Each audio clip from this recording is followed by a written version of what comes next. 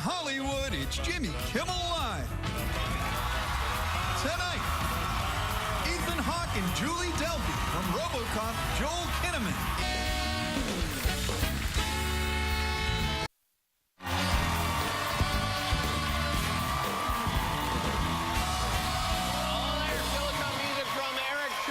Most of the time when an actor's performance is described as robotic, it is a bad thing, but not for our next guest. He is a star of a brand new version of RoboCop. It opens in theaters Wednesday. Please welcome Joel Kinnaman.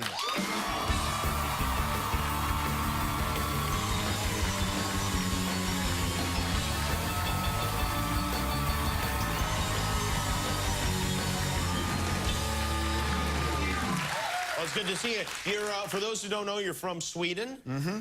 The country? Yes, the country. Oh, who are you rooting for in the Olympics now that you are a resident of these United States? It's a hard one because, you know, my dad's American, so, you know, in the hockey it's going to be difficult. I'm going to have to go with the Swedes, but otherwise I see it as, you know, I got more options. Okay, all right. I guess you got double the options everyone else. Did you, you probably were too young to have seen the original RoboCop when it came out, right? No, I mean, I was too young to go. I have this weird, like, I think it might be a made-up memory, because I have a very strong memory that I went to the theaters with my dad and saw it. Well, at what age? Well, it would be like 8. Oh, really? Yeah. But wasn't that rated R, that movie? It was. It was, okay. So in Sweden, you have to be 15. Would it be typical of your father to take you to a rated R movie? I mean, it could have been. It could have been, yeah.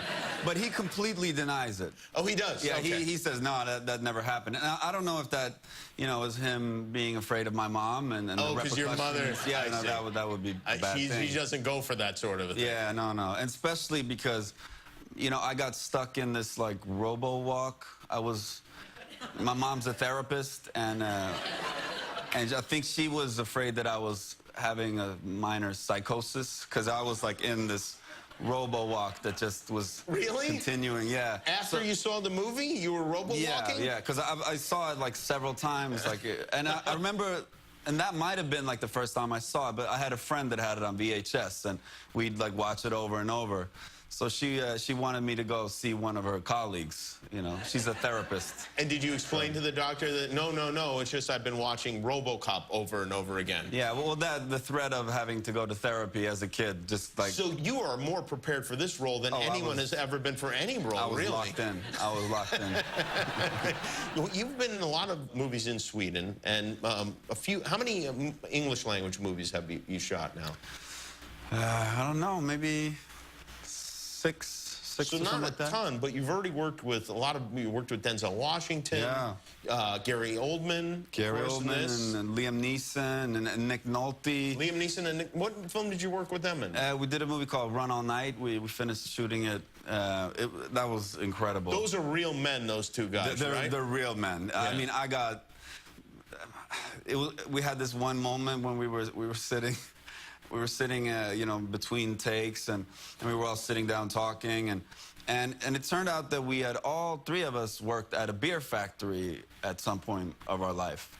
And I just thought that was just such a, you know, I was like, I'm sitting here with these men, and we all work beer factories, and Nick Nolte, he was like, and you got to drink the beer, right? For free. You got to.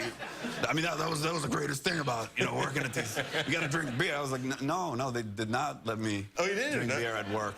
Like that was not part of the deal. That's what happened to Nick. Yeah. Well, yeah, it might have been. Drinking beer at work. Yeah. What did you do? What beer factory did you work at? Well, I was working at this beer factory called the Ringnes in Norway, in Oslo, and I had this incredibly important job. When the conveyor belt took the empty beer cans from one point to another, it turned. And in that curve, I was stationed, and every now and then, like every maybe 1 or 2 minutes, one of these beer cans would fall over. And then I would be there like a cobra and just lift it up. And wow. That's what I did. That's what I did. And the thing was, this was, you know, excruciatingly boring. Because it was like 10-hour shifts, and I worked there for like almost 5 months. So I started tampering a little bit because I'd walk around, you know, because I could see if a beer can would fall over, and then I'd just run over and fix it. So I started tampering a little bit with, there was this like infuse of air that sort of put the beer cans against one side. So I'd like increase and decrease that. And then there was also this little plastic thing that, you know, sometimes the beer cans would bounce. So this plastic thing would take them. So I'd adjust the height of that. And sometimes it just, like, everything just went to hell, and all the beer cans, you know, fell over. But then I got it right. And the beer cans in my curve would no longer fall over. So I got a book, you know, and I was just sitting there reading a book, and, you know, it was just a good time. And then the guy that came after me, and I found out later he had worked at this position for 26 years. He was looking more and more, yeah. He was looking more and more distraught. He was like, "Have you noticed that the beer cans aren't falling over?" And I was like, "Yeah, I noticed, you know, I got this." And he was like, "Yes, it's, I don't understand. I haven't really, you know, taken up a beer can in several days." And I was like, "Yeah, you know, I took care of things." And then the manager started walking around, and he was like, "It doesn't seem like many beer cans are falling in this place anymore." And then I started understanding the guy's fear. I was like, I think I just, you know, lost my job. Yeah, you... So I just twisted everything back, and like, so now they started falling over again, and then, so, you know, everything was good. Well, I have to say, I know you're Swedish, but that's one of the most American things I've ever heard. and robotic as well, in a way. Very robotic, yeah.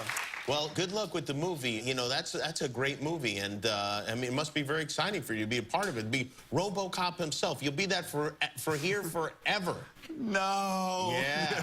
When you have kids and you'll have the little action figures, it'll be the most awesome thing you could ever imagine. It's fantastic. It was such a great experience. Joel Kinnaman, everybody. RoboCop opens in theaters on Wednesday. We'll be right back with Eric Church.